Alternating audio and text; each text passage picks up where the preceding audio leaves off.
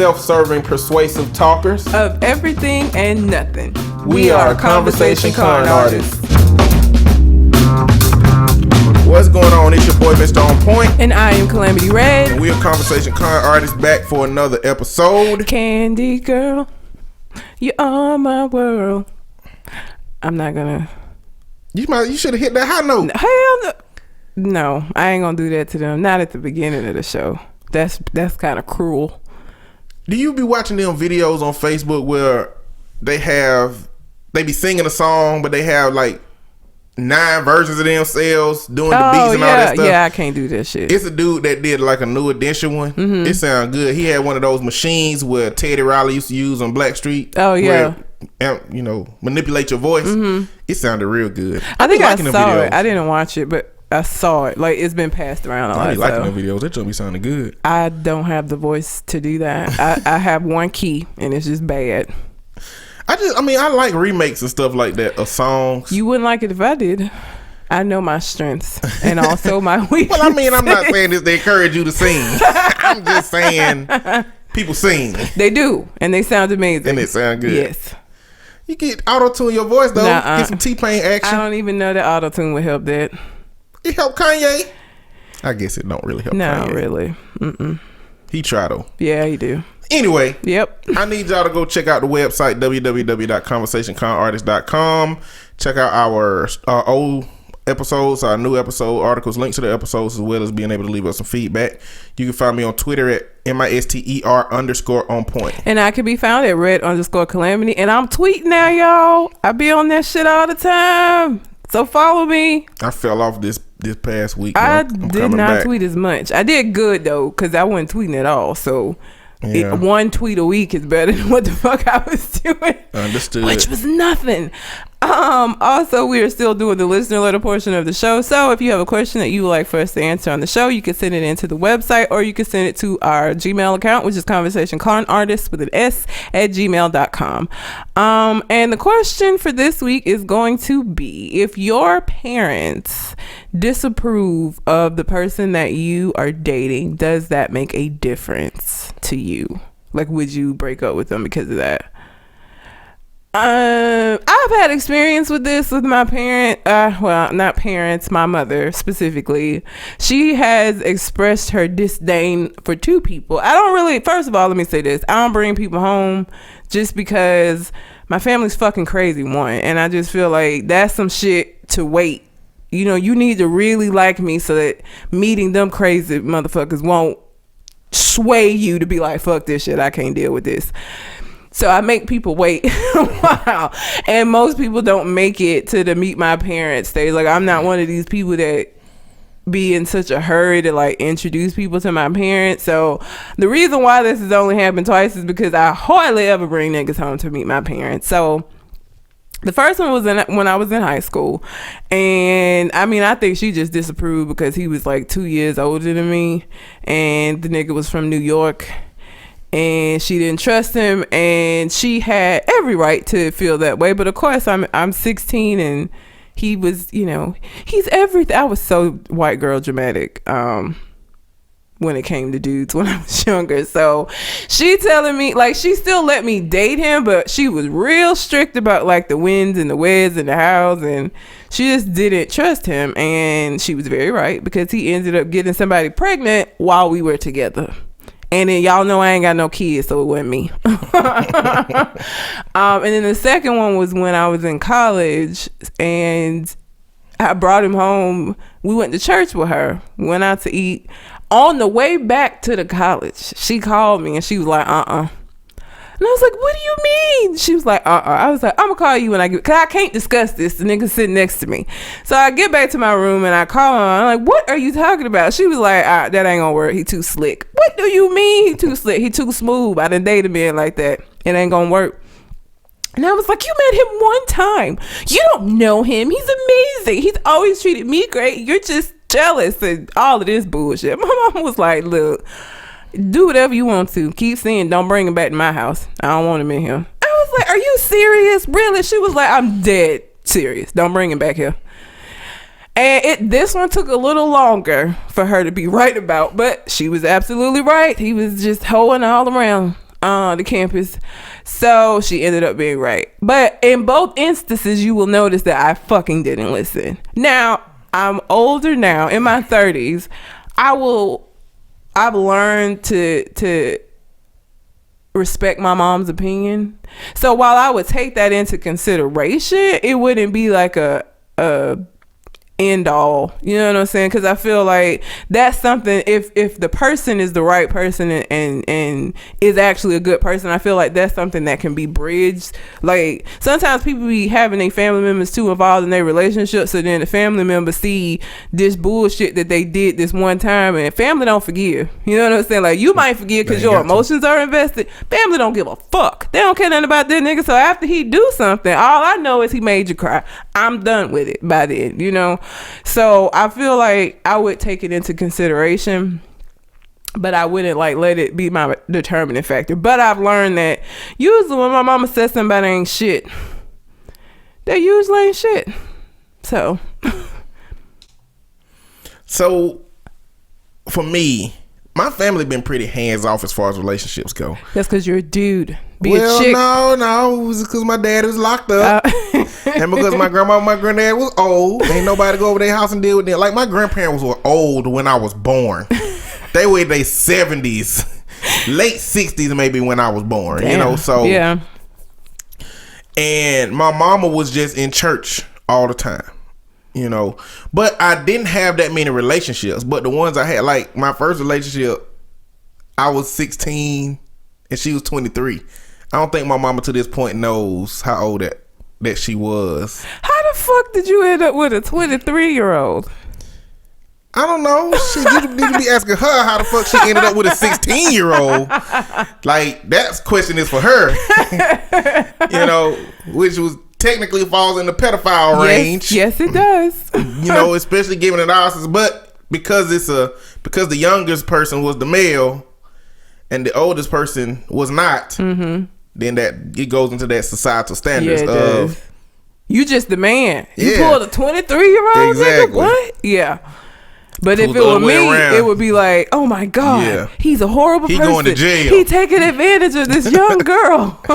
he's going to jail. Yes, he is. But my family had a hands off. My college relationships, family had their hands off.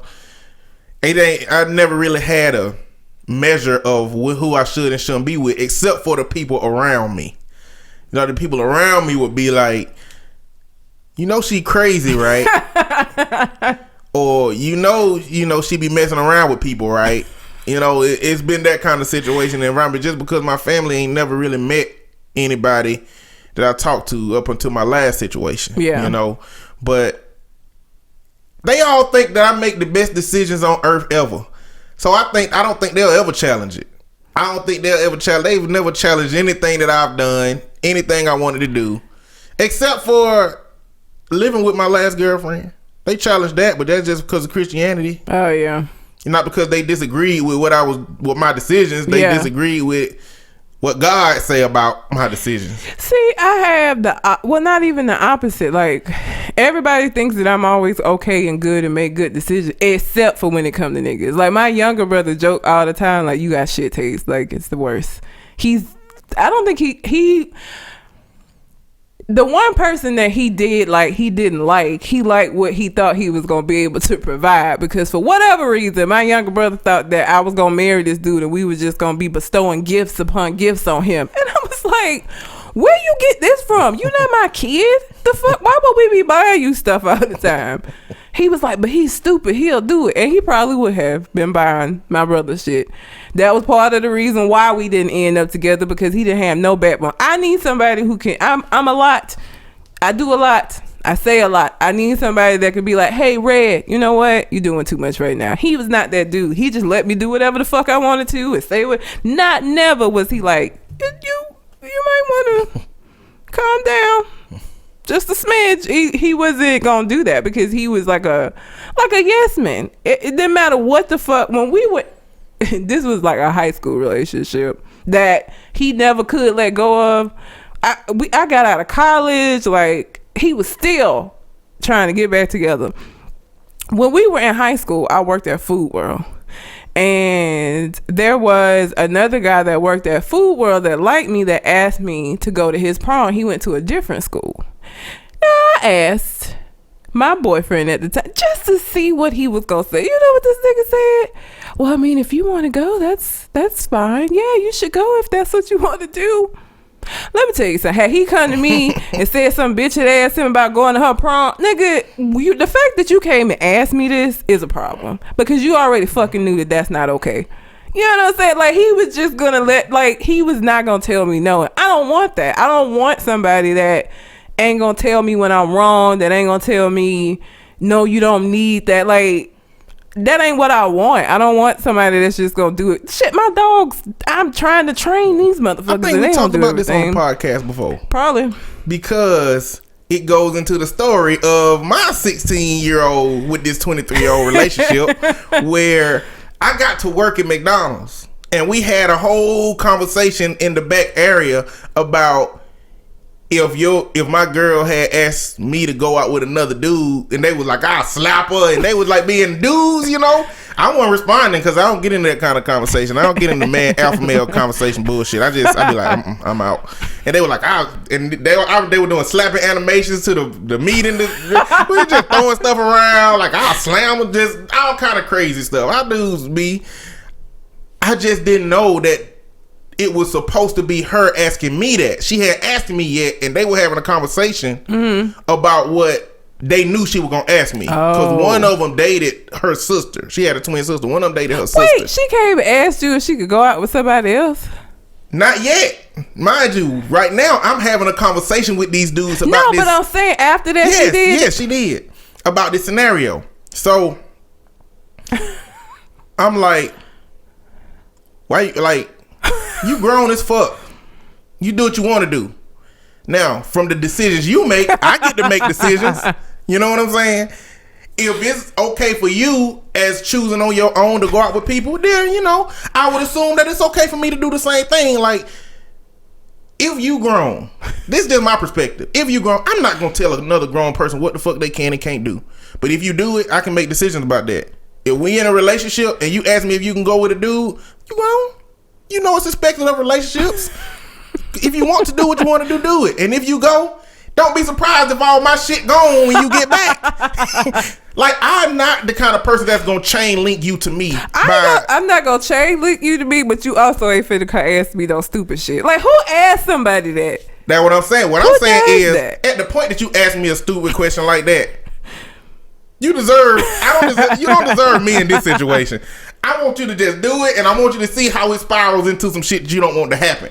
I'm not going to say no, you can't do it to a person that would do it if I didn't say no. Yeah. I want to know right now that you would do that shit. So that I can get the fuck on. I don't want to wait 2 years down the line and be like, hey, can I go to a comedy show with my friend? A male friend? Yes. If you want to go, go. Who am I? I was probably saying just like that. Oh my God. If you want to go, you can go. Oh Lord. Who am I to stop you? You're grown. See that? You can't trust that tone of voice at all. Like, I didn't go to the prom. I never wanted to go. I just wanted, because I knew I wanted to see how far it's not even that he was apathetic. I just wanted to see how far his inability to just be like, girl, no, went. And when I saw that, I was like, no, I can't. Even at 17, 18, however the fuck old I was at the time, like, that is not something. I've never wanted somebody who just gonna give me everything I want. Like, I just don't want that. I don't want that. I need somebody who gonna challenge me. I need somebody that's gonna be able to go toe to toe with me. Because again, I'm a lot. I debate. I do all of this shit, and I don't want nobody who just, you right. Yeah, you right. What?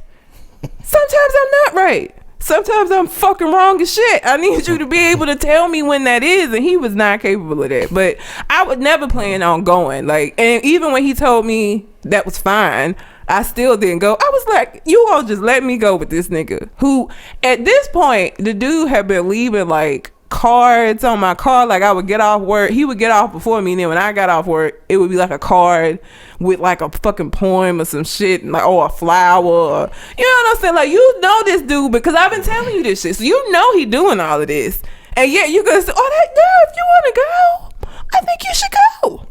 And it wasn't in the way that you saying it, where it's gonna be some repercussions. It was like he was okay with he it. He would have legit let me go and been like, "How'd it go? Did you have a good time?" Like, the fuck. But yeah.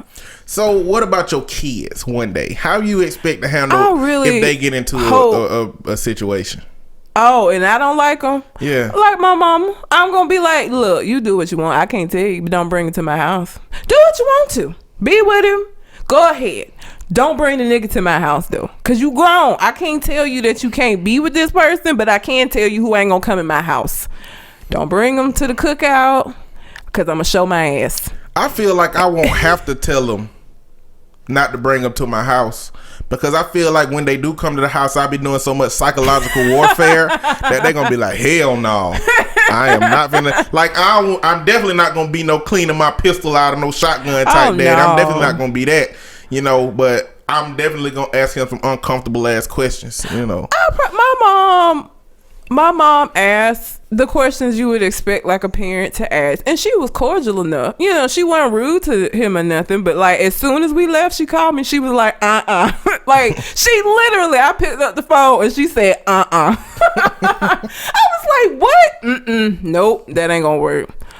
What? And I'm like, you know, I'm in the car with this nigga. I can't talk about this because I don't want him to know that you don't like him. You know what I'm saying? And I think he eventually figured it out, because then I had to be like, oh no, I'm just gonna run home real quick. You ain't gotta come. No, it's gonna be like a quick trip. You know what I'm saying? I'm having to make up shit because you can't come with me, because I know my mom and she meant that shit. When she said I'm bringing him to the house, she meant that shit. Now, she was cordial that first time. Had I brought him back to the house, my mom is the kind of person who would have been like, look, now I told her not to bring you back here. I was trying to be nice, but she didn't brought you back, so now I'm gonna say what I want to say.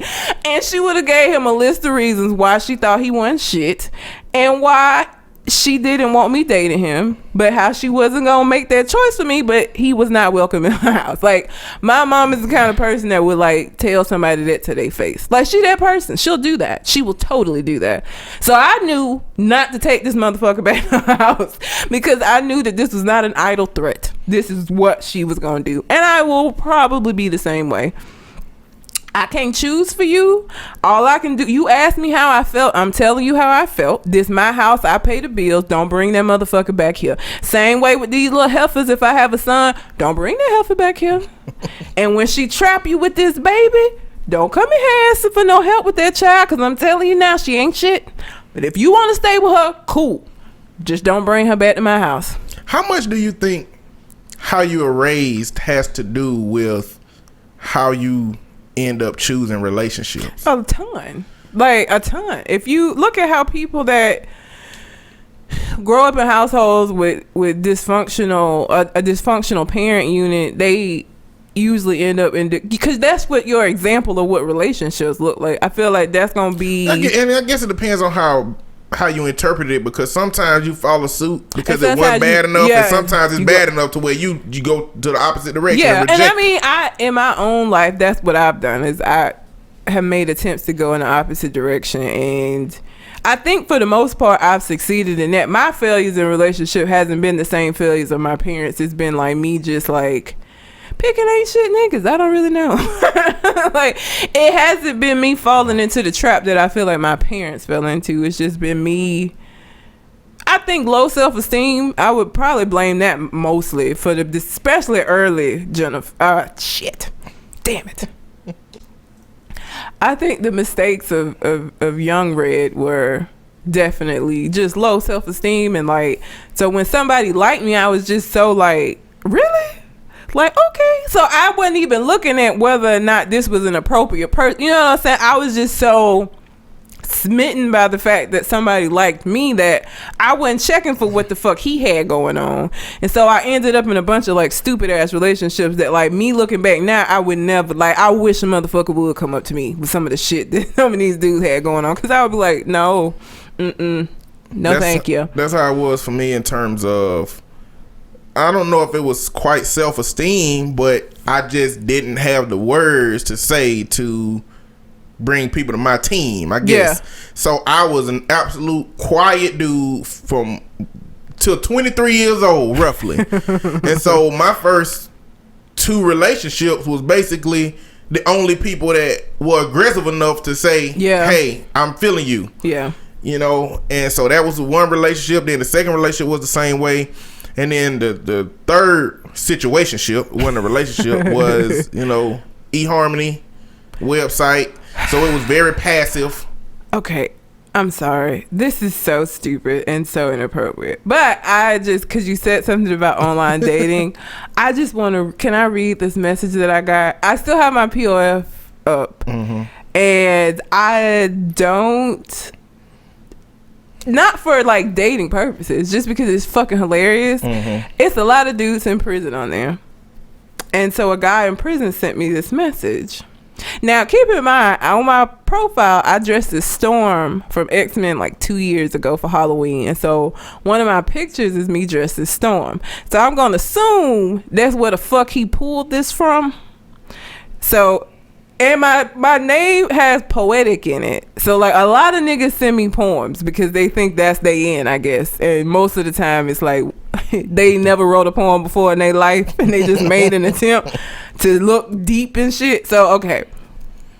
You're the cutest storm that live. Can you rain poetry, extend your exceptions, and get to know me? I love your profile. Your soul stand out.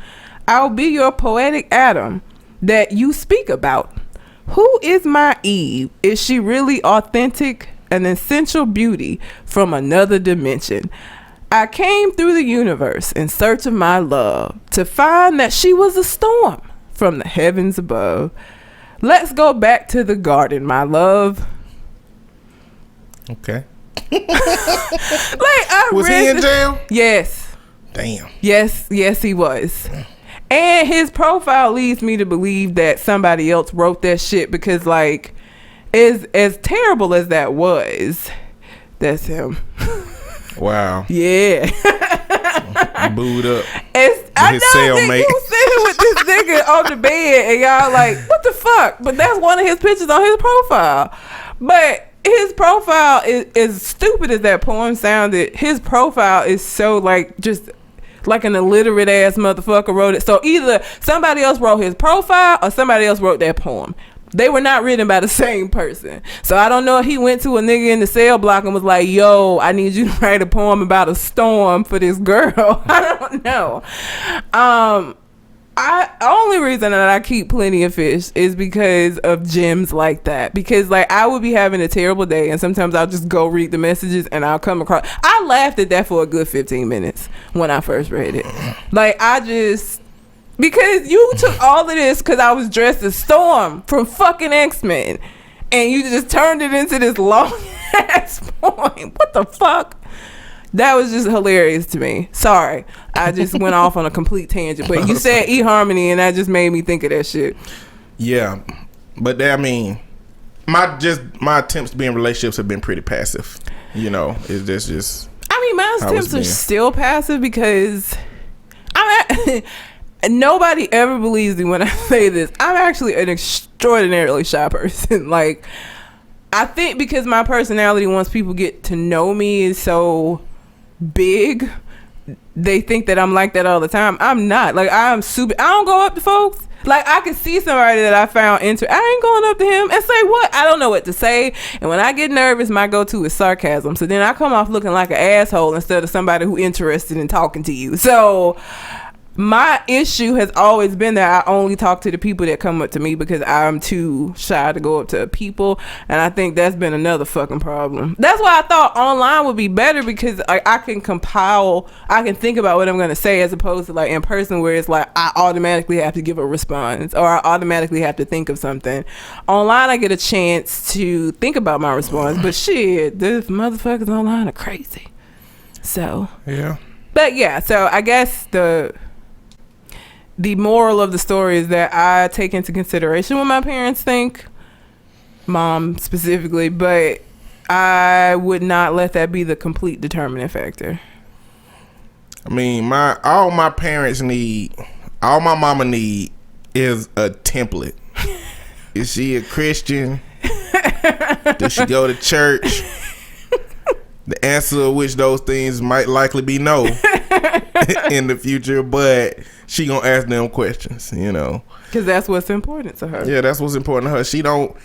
She wouldn't, at the point that I made my decision, she just gonna go with it. She ain't gonna challenge it. She ain't gonna, you know, talk bad about it. My mom will. Yeah. Shit. Okay, so I guess that answered it. We always ramble the fuck on. Me especially, I feel like. But anyhow, if you have a question that you would like for us to answer on the show, you can send it into the website, or you can send it into our Gmail account, which is conversationconartist with an S at gmail.com. Okay, so if you remember, or if you don't, and you never known, me and Red are therapists. Mm-hmm. We are therapists that work in the community.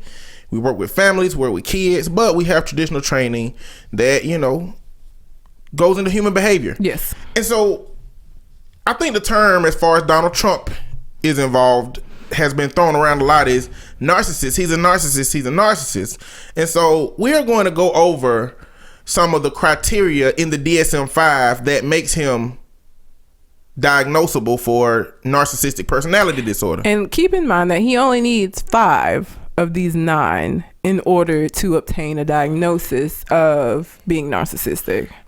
Now, we went through all the personality disorders to get to this. So we're going to give y'all an added bonus of antisocial personality disorder as well. Yes. But we're going to go through these and just see if we can highlight some of the stuff he been doing that to fall, indicate. Yeah. Now, the thing that I always like to say about the DSM is the DSM is not a be-all, end-all as far as this is what you are. It's just a collection of patterns that puts you in this classified group so that people can know how best to address those behaviors in terms of therapy and fixing it. It's not like, so don't go get a DSM and start trying to diagnose people in your life, in your environment. It's heavily contextual in our society and in our field of psychology. I can't tell you how many times I had people come in like telling me what they diagnosis is. Like, well, if you know it, yeah. Shit. You know, so it's not so that you get a label, because a label of whatever behaviors that you're experiencing is only the beginning. Yeah. That label is something that's supposed to lead the therapist down a path of helping, you know, rehabilitate you from whatever's going on, or help you, you know, cope better with what's going on. Now, narcissism is one of those things where you're gonna have it forever. Yeah. And you're gonna be that way forever. You're just gonna be an asshole. And you're gonna be in therapy forever if you get in therapy for it. Now, and usually they don't seek out therapy. It's either court ordered or they're coming for somebody else in their life. Therapy can help a narcissist in the context that if it's causing you a lot of problems in your environment, it can lose things. It can teach you to make different decisions that will influence people differently.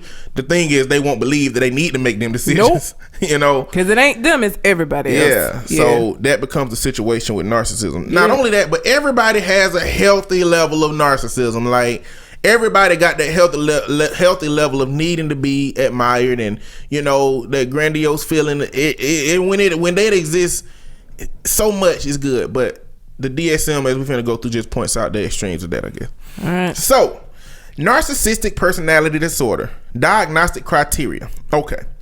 The way that they define this is a pervasive pattern of grandiosity in fantasy or behavior, need for admiration, and lack of empathy, beginning by early adulthood and present in a variety of contexts, as indicated by 5 or more of the following.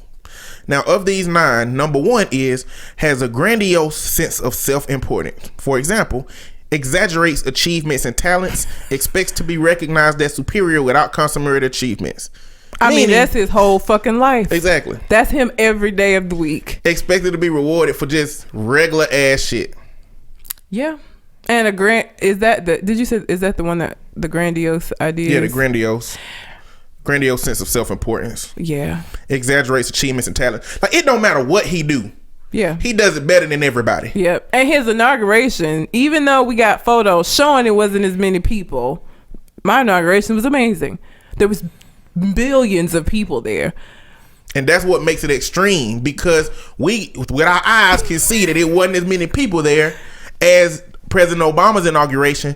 But the fact that he needs to convince you and himself that it was more people, that's that grandiose sense of self-importance. And he gonna go to his grave believe in that. Like, he had a picture of the thing is not a zoomed out photo. He had a picture that made it look like a lot. He got that shit hanging up in the White House right the fuck now. Did you know that he replaced the Congressional Library? He took all the books out of the Congressional Library and replaced them with just his books. Did you know that? I did not know that one. That all is, the yes. books he done wrote, yeah. Or had commissioned the people to write. Yes. The fuck. Likely. Okay, so we know he That's meets criteria number one. Yes. Criteria number two is preoccupied with fantasies of unlimited success, power, brilliance, beauty, or ideal love. Okay, his wife, for a perfect example, she's a Stepford wife. She outwardly is what he wants people, like, he wants her, he feels like she makes him look good because it's like she's his trophy wife. She had all this work done. She looked plastic as fuck, but in his eyes, he got this young looking, fit ass wife. Yeah. I'm inclined to believe that most presidents are likely narcissists on a higher, like, have some degree of narcissistic personality disorder. Not narcissistic personality, but they have high levels of narcissism. Yeah. I don't know if all of them be diagnosable, but so I just think that the attainment of the position of president represents that seeking of that unlimited power, in itself. But that wasn't enough for him, because now he's making these executive orders that infringe upon people's rights. Like, he took it a step above just winning the presidency. Yeah, so as to where I think a lot of presidents have high levels of narcissism. What makes his that extreme of narcissistic personality disorder is that he's taking that unlimited power and he is shotgunning different executive disorders, like back to back to back to back. Yep. That's what makes it unlimited. And that's what makes it so extreme as to be a part of narcissistic personality disorder. Yep. Number 3. So we know he meets number 2. Yes. That's he 2. Got 2 out of 9. Gotta have 2 out of 9. He don't need a 5. He don't need a 5.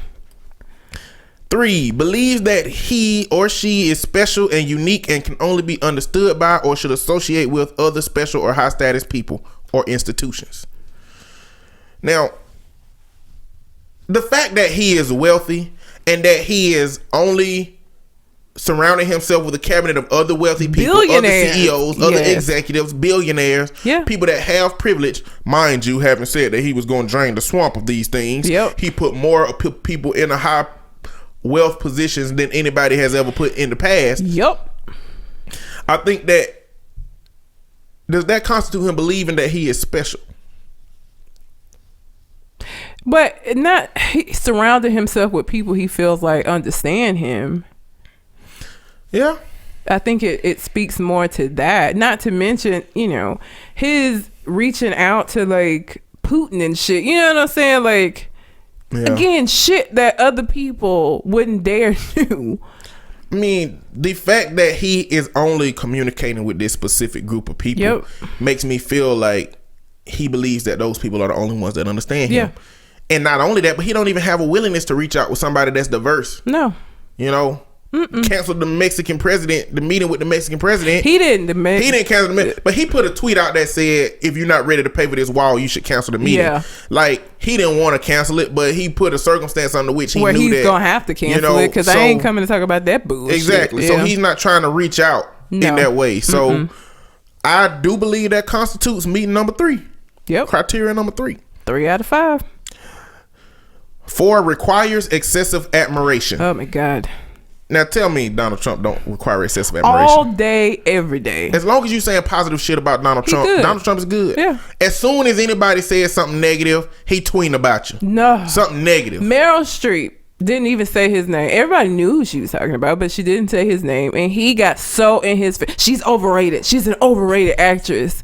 Why are you even responding to this? Because he can't help himself. When somebody says something that is not good about him, he has to respond. Which, the way that you know that a person requires excessive admiration is not in the fact that he says, hey, I need all of this excessive admiration, but it's in how extreme they respond to when they're not getting admiration. And he always has an extreme snap response to when somebody says something negative about him. No matter who it is. Now, I bet it's a struggle for him right now, given that 75% of America's talking shit about him, but he can only tweet one person at a time. And he can't say fuck y'all America. He can't. You know, because he's the president. Yeah. He gotta take a lot of this shit. I feel like at some point he might do that. I feel like I can see him doing that. Listen, to me, he's saying fuck y'all America with all these signatures he putting on these executive orders. You is right. Because this shit is looking a lot more like a dictatorship. Mm-hmm. He is deciding what is right. He is deciding what is good. Yep. He's not using democracy to do that. And I'm afraid that the people around him ain't gonna be ballsy enough to say, no, that's wrong. I mean, I'm gonna get to this when we talk about his specific things later, but I have been likening this. I just feel like this is reminiscent of like Nazi Germany, like how it began with Hitler and him spewing all of this stuff about this specific group, and people kind of standing around and not really doing anything, not really thinking it was gonna go as far, and then shit just got out of control. This feels so much like that to me, with the registration for the Muslims that he wants. Like, it just feels like the beginning of that. And the way that you can tell it happens on such a mass level and how fast it can happen is as soon as he signed that ban, everybody who was on planes getting off were detained. Yeah. Like, the people who are in the legal positions to detain you, they had to follow the rules. Yep. That's how something that massive happens. You know, if tomorrow an order was written for black people to get arrested if they outside. Black people outside going to jail. Arrested, you know, and you know what? Those forces that are going to arrest you, they could say, no, that's wrong. We're not going to do it. But you know what? At the point that stuff is written, it's going to be a dilemma. Either a bunch of people going to be getting arrested, or a lot of people going to be getting fired from their job. Yeah. And people who will do it are going to replace them. Yep. And when you're talking about taking away somebody's livelihood, they probably going to do it. Yep. You know. And again, that's how, but I'll get to that when we talk about the specifics that he does. Either way, he meets number 4. He does. That's 4. He only need one more. We just to 4. Number 5, has a sense of entitlement. Oh, example, God. Unreasonable expectations of especially favorable treatment or automatic compliance with his or her expectations. The motherfucker won't release his taxes. This like the fact that he believes that he doesn't have to release his taxes, that he is above every single other candidate, potential candidate, anybody that's released their tax returns. The fact that he believes that he's above them, that is entitlement. The fact that he started the whole birther shit, but you don't want to release your taxes. You hounded this man about his fucking birth certificate for the longest time. But because you don't have to know. Taxes? What? He's Donald Trump. The fuck he needs to do that for? So I would absolutely say he has that horrible sense of entitlement, and that's 5 that he needs. That's 5. He got that 5, but you know what? We're going to give y'all these bonus other 4 to see what it look like. Yes. 6 is interpersonally exploitative. Example, takes advantage of others to achieve his or her own ends. Yes. Absolutely. Took advantage of the American people to get this position. Took advantage of the housing market. Yep. His business ventures mostly have benefited him and hurt other people. The countries that he has not banned in this most recent executive order are ones that his business has ties to. Trump University, like his whole business model looked like it's around exploiting people. Yeah. You know, and he used that exploitation money to build golf courses. Yep. So we know he has number 6. Indeed. Number 7, lacks empathy, is unwilling to recognize or identify with the feelings and needs of others. Now, I don't know how this relates to like his interpersonal relationships as far as his family goes. I mean, we can use Melania, what we're saying with Melania and the things that he's doing, and we don't. All of these things ain't in context. For example, I think the video where it showed her frowning, I think it was played in reverse. You know what I'm talking about? It was played in reverse. I think it was played in reverse. That she was frowning, then she smiled when he turned around? Yeah, the one when he turned around and said something, I think that was played backwards. I think she was frowning first, and then she smiled, and then after he turned around. Did you see that video? I saw the video, but I don't see how it could have been played in reverse. Guess we have to go watch it. Okay. I don't know. Don't get me wrong. I don't know. Okay. But like that's what I need to know. It can easily have been played forward in reverse. You know what I'm saying? So what I'm saying is everything might not be exactly how we see it, but it's a pattern of enough of questionable stuff to be like, this can't be, the best thing ever. But either way, that lack of empathy is shown through not being empathetic with people of other faiths, people of other races, people of other sexual orientation. Exactly. Like the fact that, and you know what the problem is, the Republicans that surrounded him is going to say this is protecting the American people. This is for the American people. This is making things better and safer. You can't say that when the American people, what makes America America is that we embody or are built up of a bunch of different, it ain't just white straight men. Yeah, that you could say that if you think the American people are white straight men, but if you think America represents what America is supposed to stand for, then he's not empathetic toward the American people, because the American people look like a bunch of different shit. Yeah. Now again, if white straight rich men are what America is, then yeah, he does. But if it is supposed to embody everybody that's here, no, he's not empathetic toward the American people. He's not trying to protect the American people. He's trying to protect people that look like him. True story.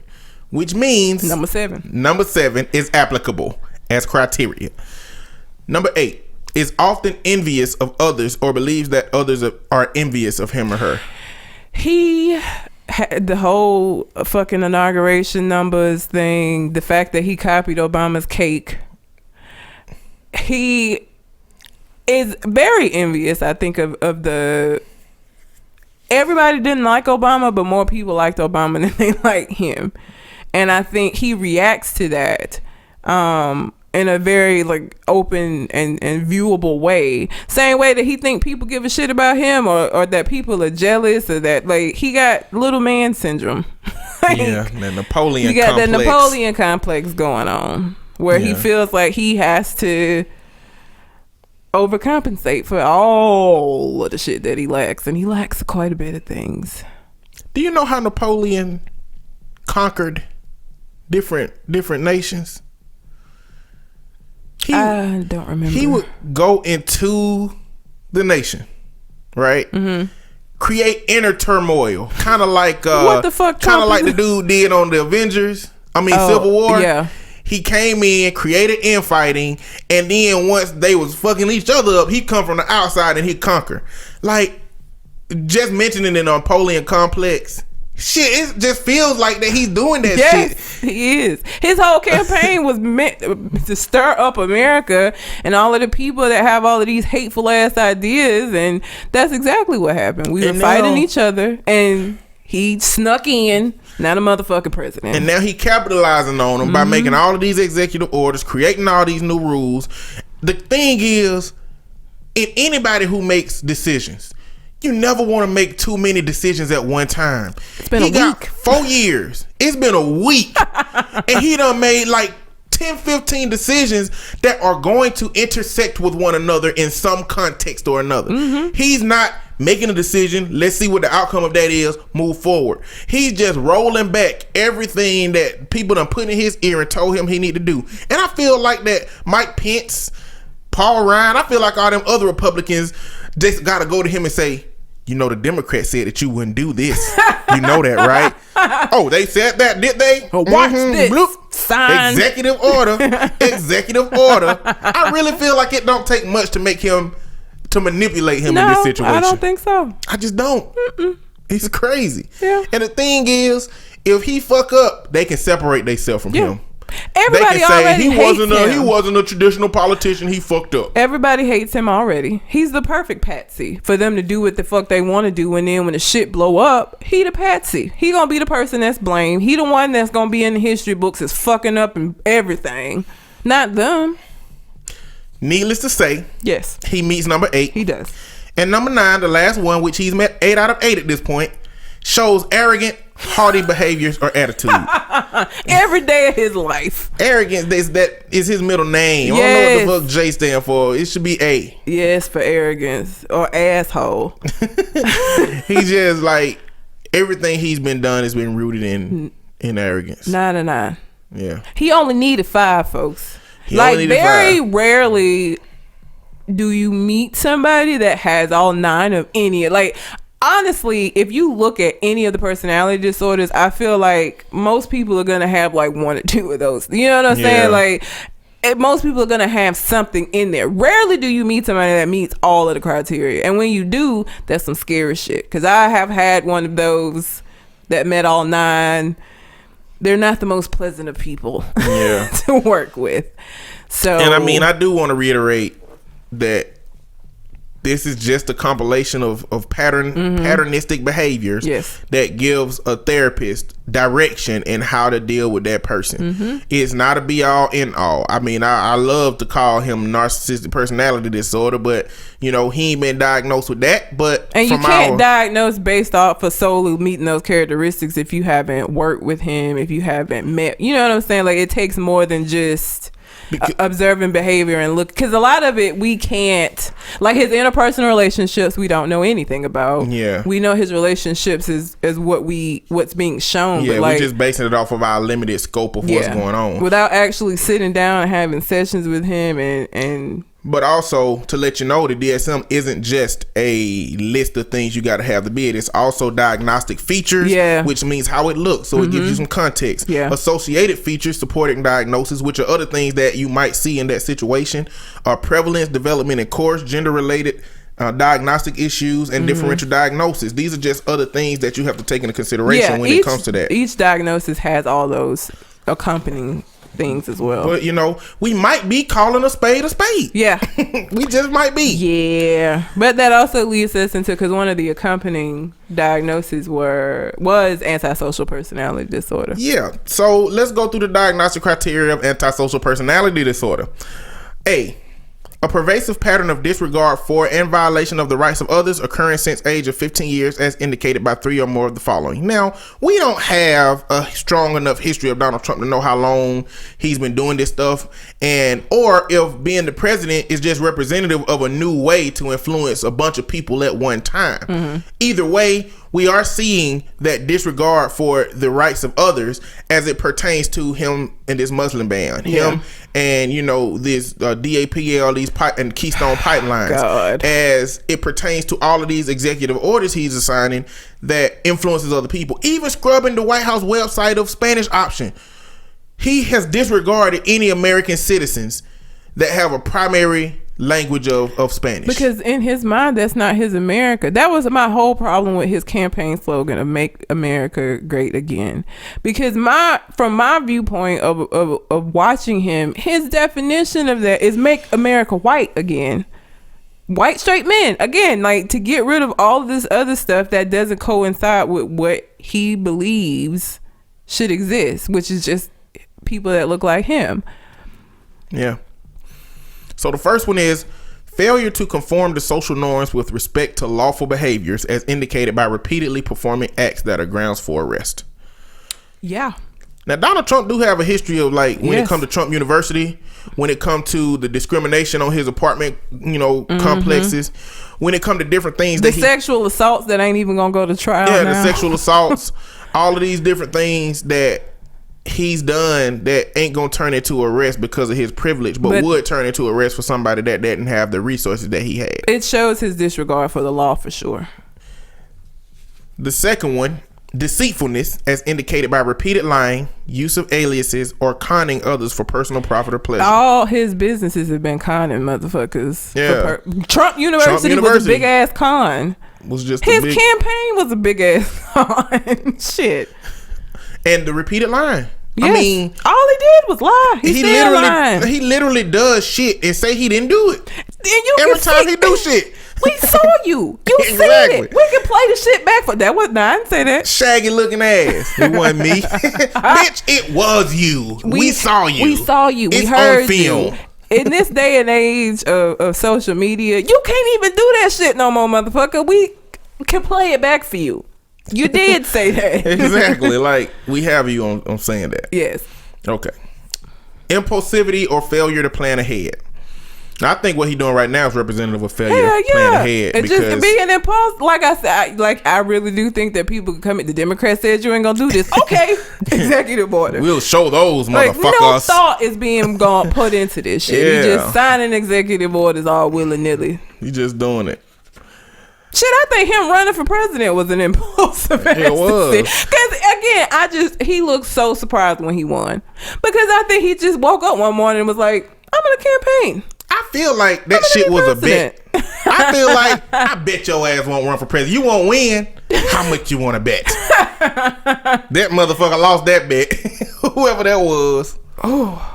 Some rich motherfucker from Russia. Oh, you know what? I bet it was like Trading Places. Have you ever watched that with Eddie Murphy? Mm-hmm. What they bet $1. They fucked with his whole life, and the bet was for $1. I bet it was something. So it ain't even gonna be no rich big money. They probably betted $1 that he could win president.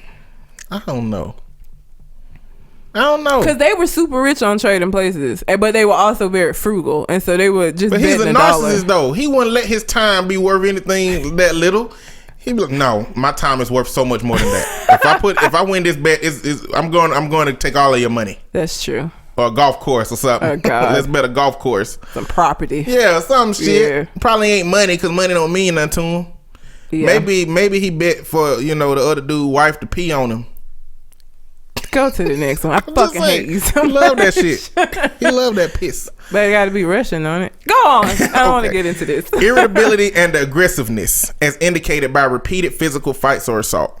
Not physical fights, but irritability and aggressiveness can be shown by his other, not in like physical. His little bitty Twitter fingers. Little bitty Twitter fingers, indeed. How come his hands are so fucking small? That's so weird. Idea. They're like, it's weird. Cause it's not like any other part of his body is like freakishly small. It's just his hands.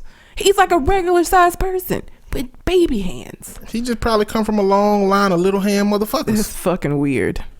Yeah, it is. But I think the irritability. Got them Cabbage Patch Doll hands. Yes. My buddy. You remember that? God, my buddy. My buddy. Wherever I go, he goes. God, I hate you so much. But yes, I feel like the irritability and aggressiveness could be shown through him having to get on Twitter all the time, and not necessarily through like physical. Yeah, he don't fight, but he verbally assault. He ain't the type of person who gonna fight. Who he gonna fight with them little hands? That little fist ain't gonna hurt. He gonna have to fight, man. He got peoples. I don't know if you heard about this news story, but it's a ex KGB spy that's connected to Donald Trump. I'm not surprised. Through something that they did, and they say he died of a heart attack, but was found in a trunk. He was connected to some investigation on Donald Trump. I'm not surprised. But Donald Trump trying to get on Hillary Clinton level. Let me say, if I was Secret Service, I'd have been that bitch that said I ain't taking no bullet for Donald Trump. The one that's being investigated now, that would have been me. I ain't doing it. Go ahead and fire me. It's another video. It's another video of the Secret Service walking with fake arms. Like they got one real arm and one fake arm, and I think like their real arm is like probably on a weapon or something like that. It's so stupid, man. I would have been her though. I ain't taking no bullet for them. No, not for him. Sorry. Do what you will. But I'm just thinking, if you overtly have your Secret Service walking around with fake arms, I would think that if somebody was trying to take you out, that would mean that they should probably take them out first. Yeah. You know what I'm saying? Like that don't make sense to me. I don't know. But it's clearly obvious that they got fake arms, like fake hands. But the fake hands look like his real hands. They smaller. I hate you so much. I'm just saying. All right, let's go to the next one. Mannequin hands. Reckless disregard for safety of self or others. Not himself, but others. Yeah. And I think it's very passive to say that the executive orders are like a directly puts people in harm's way. It does when you're those people, but from his vantage point, not necessarily. But it still does that. Yeah, it's just that he can't. Like, I don't know if you could consider that reckless disregard from his vantage point, because he don't know what the trickle down ripple effects are going to be. But he don't care. That's what makes it reckless. He don't give a fuck what the trickle down is. Like he doesn't have the ability to be empathetic towards those people, so he don't care. The woman who tried to kill herself because she finna be deported back to Chile, took all them pills in the airport, he don't care. Like I don't think even if he knew how it would impact them that he would care, because he sees this as a part of him making America great again. So who the fuck cares about these people he don't deem Americans anyway? I feel like that's what makes it reckless, is that he don't care. He don't have to know, because he don't give a fuck. Consistent irresponsibility as indicated by repeated failure to sustain consistent work behavior or honor financial obligations. The financial obligation. Now Trump we know he ain't been playing University, people for shit. No. He ain't been paying for shit. He did the Trump University shit. He done been in bankruptcy 6 times. If you put Trump didn't pay in Google, I'm pretty sure you get a whole bunch of damn recounts of motherfuckers that should have got paid but didn't get paid. Yeah. He was like a lot of the sound people, like people in the background working with him, campaign people. He lost a whole campaign team at one point. Yep. Because, you know, they were supposed to get paid and they didn't. He said they were going to get paid.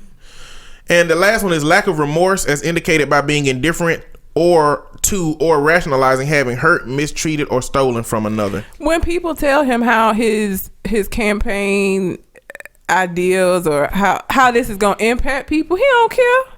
I've never seen somebody like call him on some shit and he'd be like, oh man, like he don't care. He either go say, oh well, we got a plan for that, and then not exacerbate on the plan because the plan don't exist. Or I've never seen him take into consideration or give a fuck about how shit affects other people. You know, the thing about Trump is, I've said, as it pertains to like a 70-year-old, I don't think Donald Trump has any more racism, sexism, misogyny than any 70-year-old should have that's existing in America.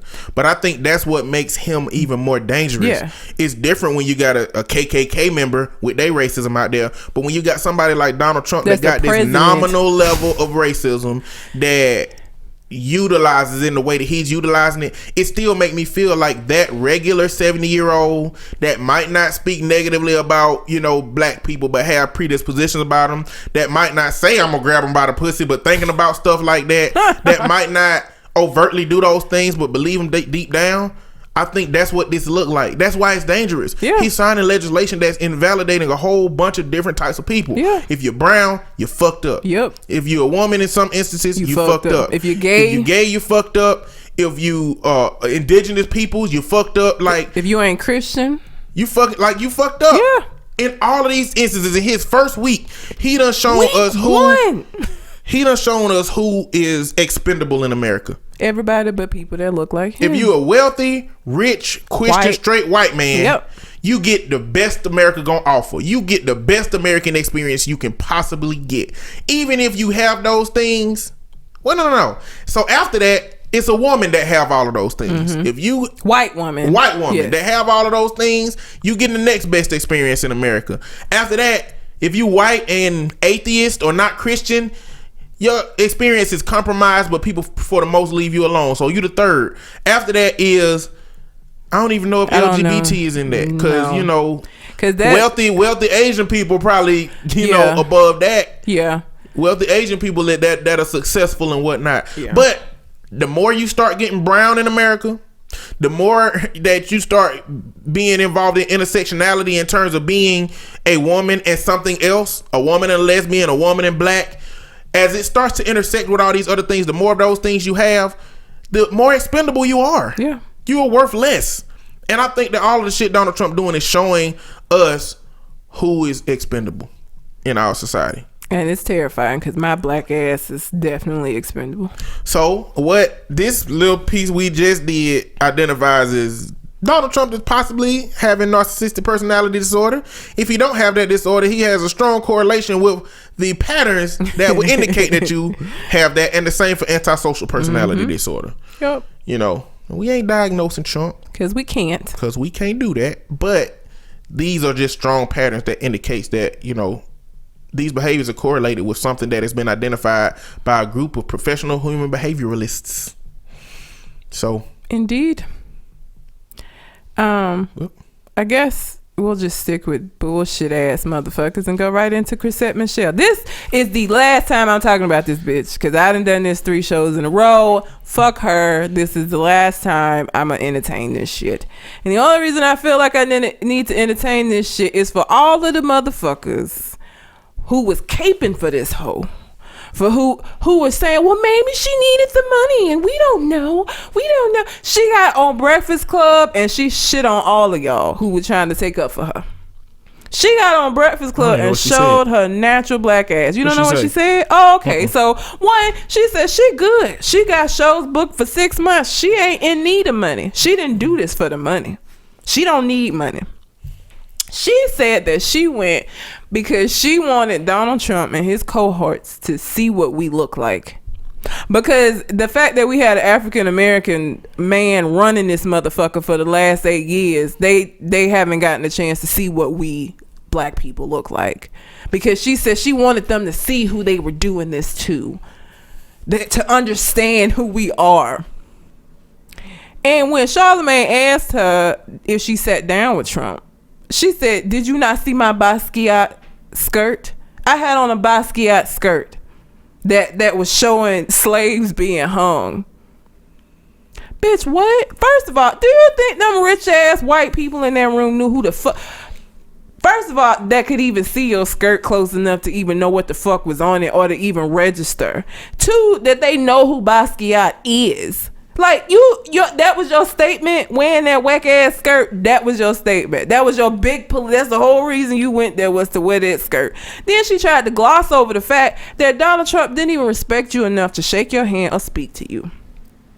She didn't even talk to this motherfucker. You went to show them what we look like, and you didn't even get a chance to speak to the motherfucker. Steve Harvey at least got to speak to the nigga. You didn't even get a chance to talk to her. And she just kept trying to make it seem like her very presence was all that was needed for her to make the statement that she was going there to make. She also kept saying that all these congressmen and shit are calling her now, and she's in a position where she could like tell them all of this stuff. I call bullshit. Yeah, that's a lie. I do not believe that there are any congressmen calling Chrisette Michele ass. I just don't believe it. I need some receipts. I need her to show me some receipts of this shit. I don't buy it. I don't believe. Then she talking about she got a show in the work is called No Political Genius, because that's the name of that bullshit ass spoken word shit she wrote about it. That is going to take the black girl from the hood and the white girl from the trailer park who got similar situations and show them that they have similar situations, and then put them in touch with the Congress people in their area so that some changes can be made. Bitch, no, you not. Like, what are you talking? None of this even makes sense, Chrisette. None of it makes sense. You just got up there and just showed people why the fuck I was right in saying fuck you. The problem is that this system is fucked up by design. It don't matter how goddamn similar your situation is to somebody across town. Y'all gonna take y'all poor, broke, struggling ass situation asses to y'all congressman. He gonna say thank you, but I take money from rich people. Exactly. I take my requests in checks. And you realize that there are broke ass, trailer park ass Trump supporters. You realize that there are people in the trailer park who would say their situation is completely different from the girl in the hood because they white. Exactly. Like, you realize that don't mean shit to people that had that kind of mentality. Like, the whole fucking thing didn't make no sense. She trying to act like she's some fucking martyr, like she goddamn Gandhi or something. Like, that shit, it was like 39 minutes, and I watched all 39 minutes, and I just wanted to knock shit over in my house the whole time I was listening to her, because she full of shit. She full of it. Chrisette, don't nobody believe you. You need more people. You need a ton more people. And your fiance don't give a shit about you. And then she gonna nobody say, in her circle give a shit about her. No. Then she gonna say that because they asked her about, she played, she sang for Obama twice. She didn't charge him. Okay, but you charged Trump. So if you were really going there to like make this, wouldn't you have gone for free the same way that you went for Obama? Wouldn't you just have gone for the experience alone?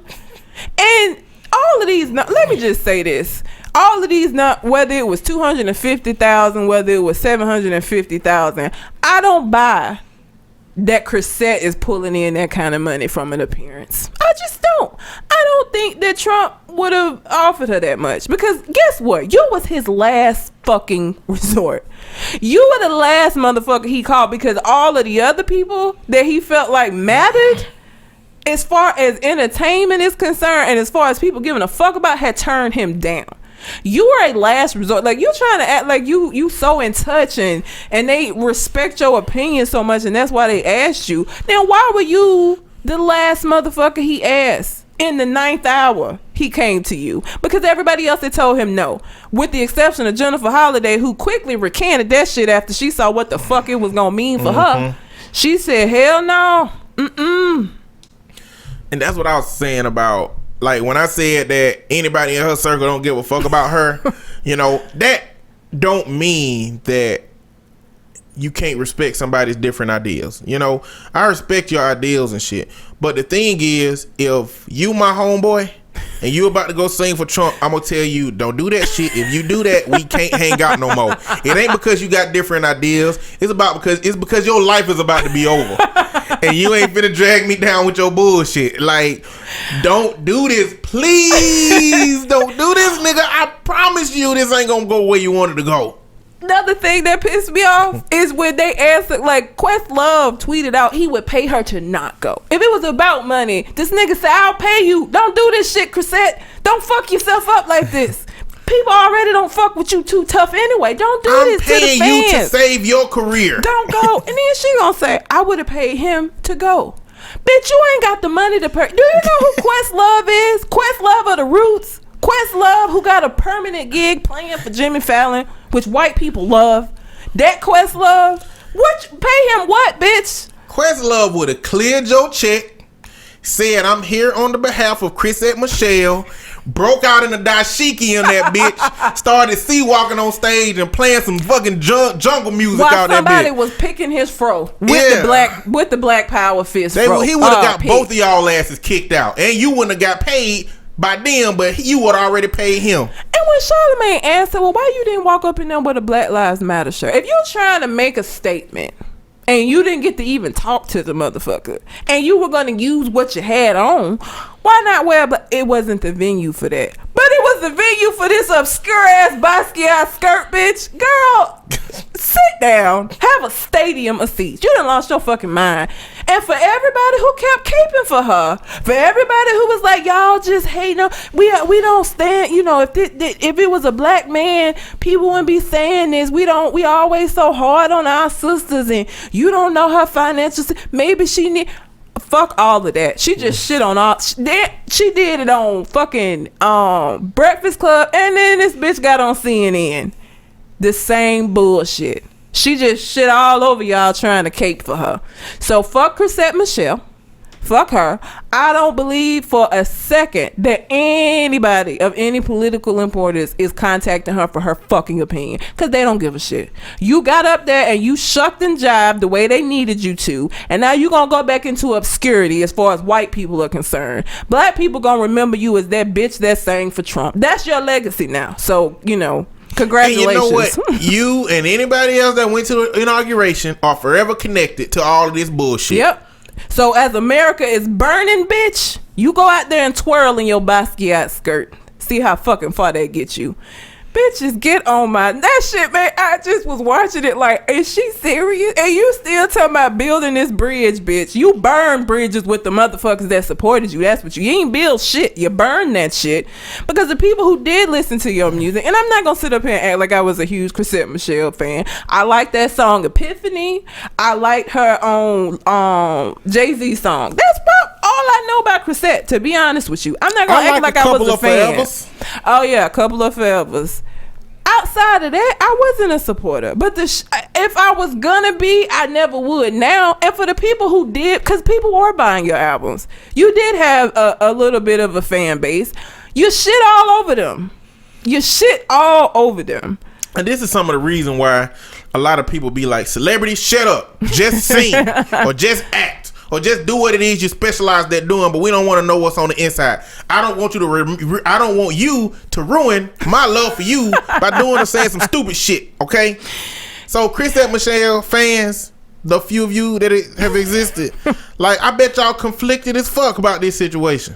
I done seen some of them say fuck her now. I mean, like now some of them I guess gonna still support. some people are able to separate the artist from what they do. I'm not really one of those people. I don't listen to no R. Kelly shit. Again, I'm one of these people. If I bought your song, I'm not gonna delete that shit because I don't fuck with you no more, because I paid for that shit. That shit is mine. But as far as supporting you going forward, I'm not going to. I would never go to an R. Kelly concert. I think he's a disgusting ass motherfucker, and I'm not gonna support him anymore after the bullshit that he did. I'm not able to do that. So if you, as an artist, as an actor, or whatever the fuck, do some shit that I don't agree with, I'm not gonna be able to support it. I can't do it. I'm not gonna do it. I'm sorry. This just like that whole situation. It changed everything, because if I get in the car with you and Chris and Michelle playing before all of this shit, just would have listened. Yeah. Been shut up. Now, when I get in the car with you, if I know that it's Chris and Michelle, I'm saying, you listen to Chris and Michelle. You old Trump supporting ass motherfucker. Why the hell is you listening to this shit?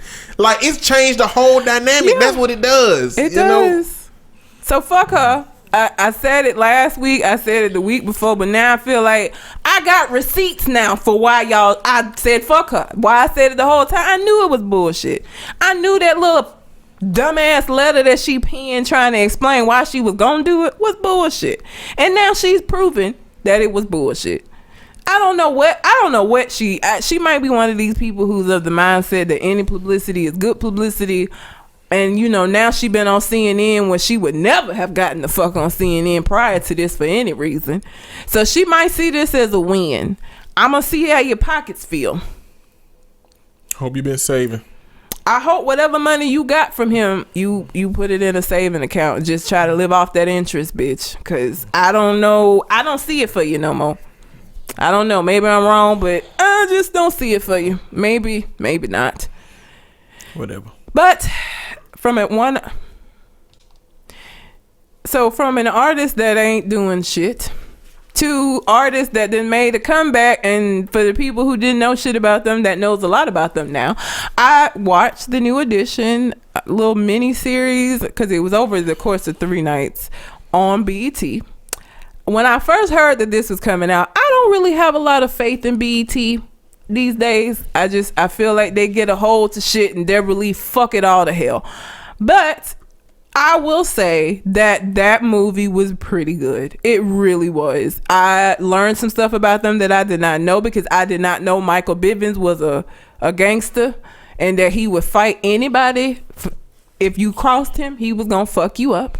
Didn't know that Ricky had a drug problem. Everybody knew Bobby was doing coke. We all knew that shit, but before you even watched the shit. But I did not know that Ricky had a heavy coke problem as well and almost overdosed and shit. Have you seen the meme? They got a meme of Bobby talking to his doppelganger. Yeah. Talk about something, you need to drink, like actually drink. He was like, but I don't think they're gonna let me do that. Do you want to be me or not? Yeah, I saw that shit. It was fucking hilarious. What made it so good, and I think that if the people that you're doing these like stories about are still living, I think it's a good idea to like include, like Ray was an amazing movie, and Ray Charles had a hand in that. You know what I'm saying? Like, I love Ray. Jamie Foxx did an amazing job as that, and Ray Charles had he actually got to, well, obviously not watch it, I guess listen to it before he died. Mm-hmm. But he was involved. He had a say in what went in and what didn't. And I feel like because New Edition, all of the members were so heavily involved, that's why it was so good. I mean, they probably sat down and talked to their doppelgangers and helped them, become them. Because all of the boys did an amazing job as who they were supposed to be. It was just really cool. You know what I'm saying? So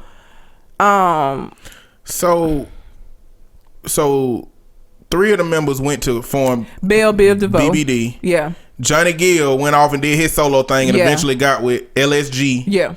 Bobby Brown always stayed by himself after that. Yeah. Because you can't work with Bobby. Bobby's a single individual. He ain't really a group kind of person. So yeah. And Johnny Gill was only there for like the last album, I think. Like, after they had to replace Bobby, and then because they didn't do a lot as New Edition, like new stuff after that. Because then they start, and then Ralph Tresvant went his own way. It was not. I didn't even remember the one song that he had that was popular. And what's crazy, the way that it all started with Ralph being offered a I'm gonna fuck this all up for anybody who hadn't watched it. It was on the you either watched it or you didn't, or you're gonna have to like try to stream Clearly it somewhere. that's the story of New Edition. Yeah. So I mean, people probably knew this shit before the movie. Yeah. I mean, I didn't know that Ralph got offered a solo deal, and he was like, no, I want my friends to come along. So it could have been New Edition could never have happened because the guy that they've initially started working with only wanted Ralph because he felt like he was the voice. So I didn't know that. I didn't know they got fucked over like TLC did. They mamas waiting on this check. All of them living in the projects. That's how they knew each other, because they all lived in the same project area, and they waiting on a check to pay these bills and shit. The first check they get was for $1.87 that was supposed to be split amongst the 5 families. Shit. They got fucked over a lot as far as like money is concerned. They weren't, first of all, they were kids, yeah. But their moms that live in the project, you know what I'm saying? They don't have the education or the ability to know what they're looking at when they're allowing their kids to sign these contracts. And so they got taken advantage of quite a bit, and they did not make as much money as they probably should have for as big as they were during the time that they were big. Like, a lot of people took advantage of them, and I think that's one of the downfalls of like rising to stardom as like a kid like that, because you don't know what the fuck you doing, and if your parents don't know or you don't have people around you that know, it's very easy for you to get taken advantage of, because it's so easy to word these contracts in a way that fucks you, where you do all of this shit and don't see shit for it. Yeah. Because their mom, they touring and so well known, and they family still living in the projects. You know what I'm saying? So it was BET did a good ass job. Like, I enjoyed the shit out of it. It was long as fuck, but it didn't even seem as long. Like, I streamed it, so I ain't have to watch. I think people was complaining a lot about the commercials. I ain't had to deal with that shit. So yeah, but it was good. It was really good. That's what's up. Yeah, I didn't watch it. I'm not going to watch it. I really just wanted to see Bobby act a fool, because I knew he was going to act a fool, and he did. This motherfucker, when he left the group at a concert, was like, this the last time Bobby Brown going to be singing with New Edition, and basically just took the mic and just threw that shit behind him and walked the fuck off stage. Then the nigga came back on stage, because they, trying to, okay, we still gotta do this concert. So they went on with the concert. This motherfucker come back on. He didn't put on a robe, a silk ass robe with BB on it, so it's him. And snatched the mic and just started singing. Bobby was crazy as hell. Bobby was snorting crack early. Or not crack, cocaine. He was doing cocaine early. Well, and getting into trouble all the time and knocking bitches up at an early age. Like, I knew Bobby was gonna act a fool, because I mean, you already know that from just seeing it. So yeah, I mean, I wasn't gonna watch it, because when New Edition came out, I was a kid. I was like a toddler, because this was in the 80s and I was born in 84. So when they were doing all of this shit originally, I wasn't even cognizant of it. So like, I came to their music later on as I was growing up, and the people around me were listening to it still. But I was a kid, like a toddler, when they were like first touring and shit. So, but it was pretty good. If you didn't watch it, I would suggest it. It's a good watch. If you like shit like Temptations, and like, it's a good 5 Heartbeats. 5 Heartbeats. Ray, like I said, it's on that level. I think they did and I think it's because when you include the artist, and this is a group who had to agree on what shit was gonna go in and like how the shit happened, I think it makes it more authentic, as opposed to when you just got motherfuckers gathering information and trying to tell the story. Yeah, like with the Aaliyah shit. And yeah, I bet they was in the room talking about, Bobby, you know your ass was high. You know you was high when you did that damn shit. No, I wasn't high. I just was in a bad mood. Nigga, I seen that white under your nose. All you doing is sniffing the whole time. Nigga, you was high. Yeah. I'm about to leave this damn conference like I left that damn stage. I'm sure it was a No, Bobby, journey. you're under contractual agreements. You can't leave this unless you want to pay a fine. and you know he ain't Exactly. these days. Bobby ain't trying to do that shit. Yeah, so. he ain't wilding out like Yeah, that. no. But yeah, it was good. It was a good watch. Okay, so we gonna end this episode doing a whole list of Donald Trump's first week of all of the bullshit that he's done. And I mean, You still don't think the purge is gonna happen? no, the purge is not gonna happen. Purge 2018. And I'm gonna tell you exactly All right. why the purge ain't gonna happen. Why? Because the purge gives every single person, brown, LGBT, Muslim, the same bearing of being able to attack white people as anybody else. That's true. So the purge can't happen because it's gonna give me the same gun as they got. Okay. See, what's gonna happen is they're gonna give us Nerf guns and they're gonna have shotguns. That's what a purge will look like. Okay, Hunger Games. Hunger Games 2018. Hunger Games 2018. It was the poor people that was doing the Hunger Games. Nah, I don't think so. Why not the Hunger Games? Because the whole May the odds forever be in your favor. I think that a lot of us will. I think a lot of people would have to be dead. Like, I think if a nuclear war happened, then I think that the Hunger Games could happen after that. But right now, the Hunger Games can't happen Why? because there's too many people that ain't gonna put up with that. They start taking away your shit and your liberties like he already fucking doing. What choice you The gonna public ain't have? gonna let him take no guns away. Oh, well, that's true. They ain't taking no guns away. Touche. Matter of fact, he done lifted some bans on some guns, some certain Yeah. type of guns. And he hadn't lifted bans, but in some of his past interviews, he's talked about lifting bans Yeah. on certain type of guns. So Touche. he ain't taking our guns away. I love to see him go in Compton trying to do that shit. That'd be fucking Compton hilarious. got guns they ain't supposed to have no way. just like Little Rock, Arkansas do.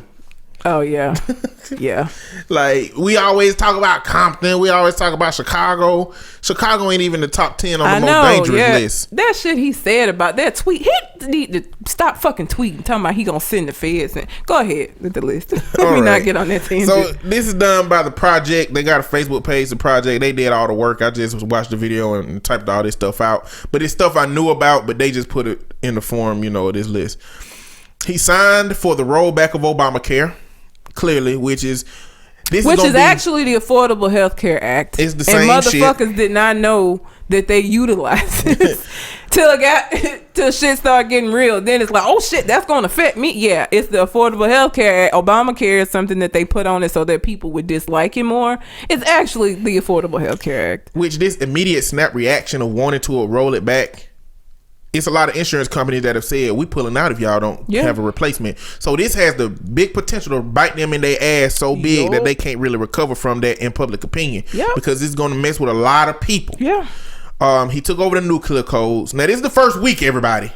Which clearly... That's why I said the Hunger Games is coming. But go on. If nuclear codes was a Twitter status, we dead. Yep. Just want to let y'all know that. He get in his feelings one day, boom. Clearly it's not that easy, because he got to go through a lot of steps to do that. And I didn't think it was gonna be this easy for him to do the Muslim ban, and the nigga did that shit quick as fuck. Man, I assume somebody would tell him this is not a reason to start a nuclear war. They ain't been telling him no so far. They haven't been telling him no. So that's he declared January 20th inauguration day, which ain't no president ever felt like the inauguration was important enough to have a fucking day for it. I mean, and not only that, but don't the inauguration just happen once every fucking 4 years? Yes, it does. Then why the fuck would every year need to be on January 20th inauguration day? That don't make sense. If I get off work, I'm with it. That's the only way. I ain't even finna get off no damn work. Well, then I ain't with it. I mean, I guess it wouldn't surprise me if he made it a government holiday since he's doing shit like freezing the government. We get to that in a minute. His senior advisor called that, the Secretary of Press lied about the size of the inauguration. The first fucking day after he got in, this goes back to him being narcissistic. Why the fuck you care so much about this shit, man?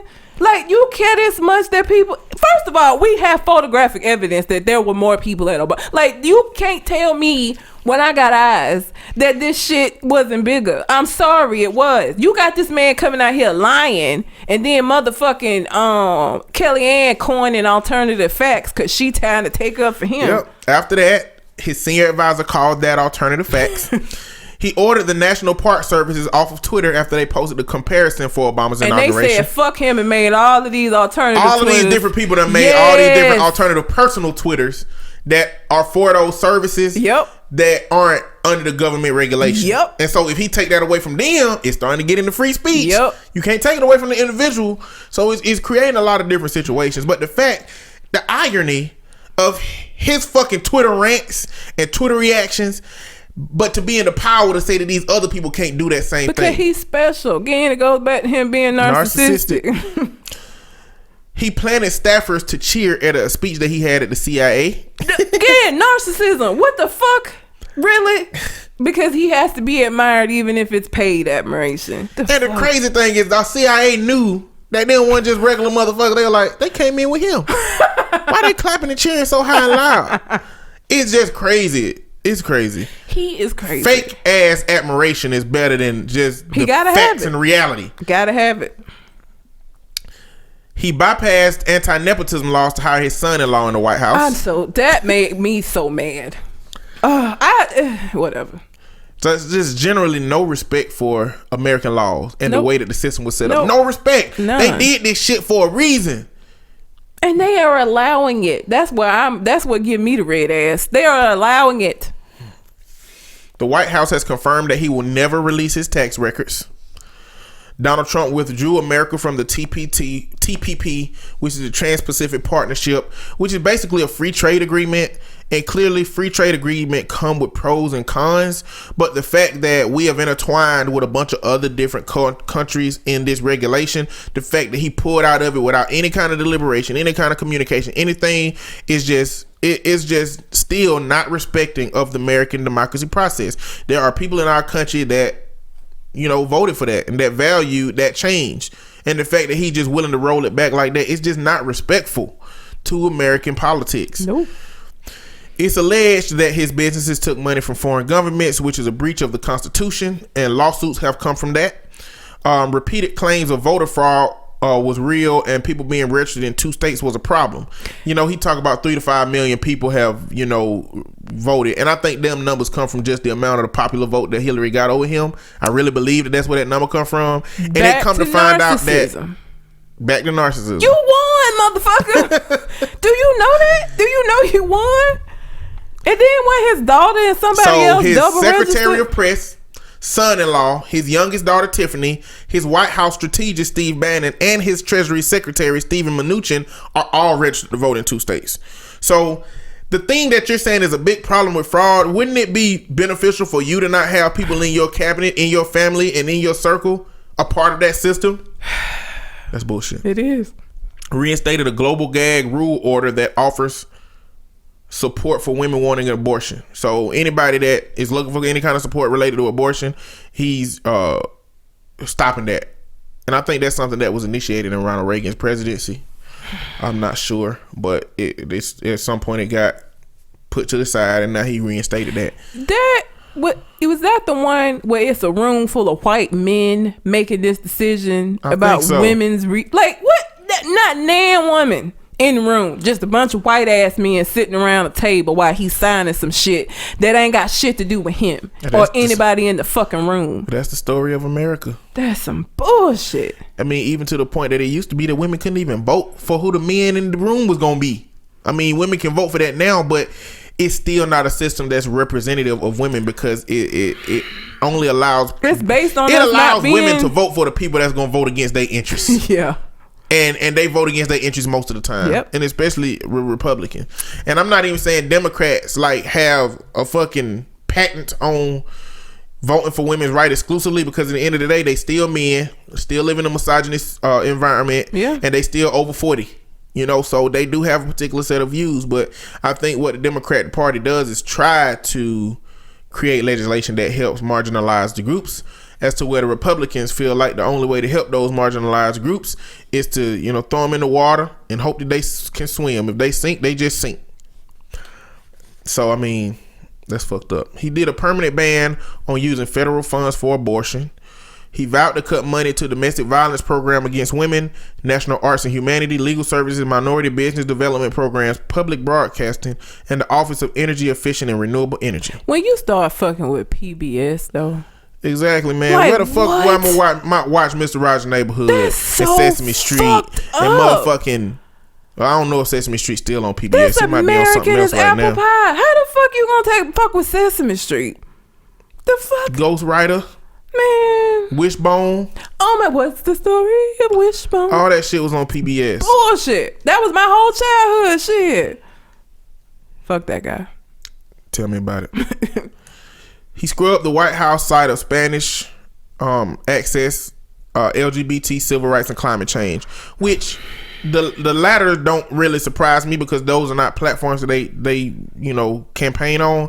But the Spanish part, really, he took the option for people who are American citizens that speak Spanish as a primary or secondary language. Took that away from them. You didn't know that American citizens don't speak Spanish. American citizens speak English.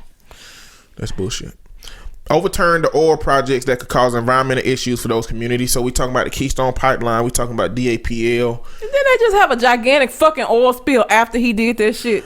The reason that nobody they got a whole bunch of lawsuits going on against the safety of that situation. I mean, there is never a situation where you can put a deadly chemical up under a whole stream of water that you shouldn't have a problem with. There is no way to 100% guarantee that that's not going to leak into the environment. And the problem is with Flint, you find out that the government knew that the water situation was a problem, and they just let people die and get sick and gonna have issues for the rest of their life. These are not situations we should be creating. And I think that's the problem when it comes to energy and shit. Like, I understand some some shit that conservatives say makes sense, some shit that or Republicans say makes sense, some shit that Democrats say makes sense. Conservatives want to stay deep in the past. I keep saying conservatives. Conservatives and Republicans is different. Republicans want to stay in the past. They want to conserve as much as possible. Democrats want to progress as much as possible. So sometimes the progress that they want to do is too far in the future for where we are right now. But sometimes we are too far in the present from the past that the conservatives want to maintain. Republicans want to maintain.